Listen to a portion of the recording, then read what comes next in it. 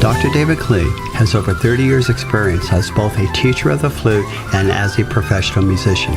He has performed in all kinds of musical organizations, ranging from classical orchestras to heading his own jazz group, the Jazz Express. With these Pro Minute video series, Dr. Klee will share some of his secrets with you on how to become a better flutist. Hello, my name is Dr. David Klee, and welcome to another Pro Minute. Today we're going to talk about long tone studies and the importance of them. You know, you have scale studies and tonguing studies and all that, but long tone studies is where you build your baseline for breath support. And a great study I learned from one of my great flute professors by the name of Warren Lutter, who at the time was principal flutist of the Atlanta Symphony, and what he had me do, and I've since gone on to use it with my students, is what this chart shows coming up right now, where you can see. It's basically you start with your lowest note and go to the highest note, which is from C1 to C4. But here's how this little thing works. It's really, really cool. First of all, you get a metronome, you set it to 60. 60 is 1 beat a second. Then once you do that, you're going to take 2 to 3 seconds to take in lots of air, and then you're going to play a G1. That's a G on bottom of the staff. And you're going to see how long you could hold it with the metronome running. So let's say you can hold it for 10 seconds, okay?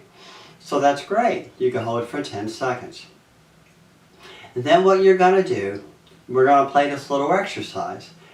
And what you will do, you will start with low C, take a couple seconds, take in a nice breath, relax the diaphragm, and you will play low C as long as you can.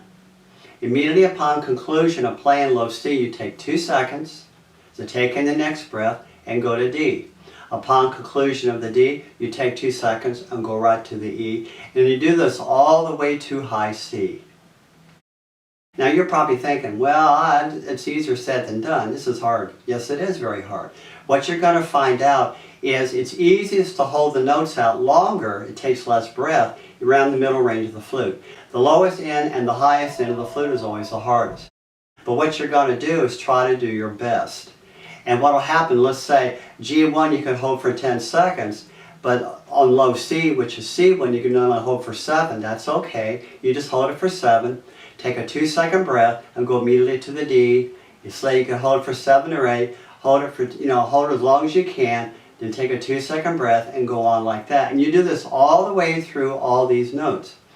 And again, what will happen when you get up to that third octave, you're going to be able to hold the notes less and less and less. And by the time you get to high C, you might only be able to hold it for 2 or 3 seconds. And again, that's okay. That is okay. But what will happen is, this is where the trick is. Do this every day. It should be the first thing you do every day. It should take you maybe 5 minutes to do this.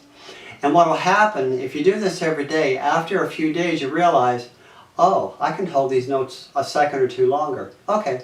So instead of 10 seconds, try to go 11 seconds. Instead of 11 seconds, after a few days, maybe go 12 seconds. And what you're going to find over the weeks and months, you're going to gradually develop the ability to take in more oxygen. And by doing that, you'll be able to hold out your phrases longer. When I started on this exercise, I was up to maybe 12 seconds at best. I was able to hold a note, a low G at mezzo piano. By the time I had left Warren Lutter to go on to grad school, I was up to almost 30 seconds I could hold a low G. And that's how much my lung capacity had changed within a matter of 6 months to a year. It was phenomenal. It really and truly was.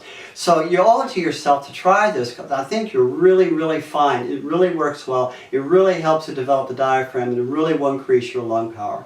And so this is Dr. David Klee. Until next time, I wish you the best on this, and give it a shot. I think you'll like it. We'll talk to you later. Bye-bye.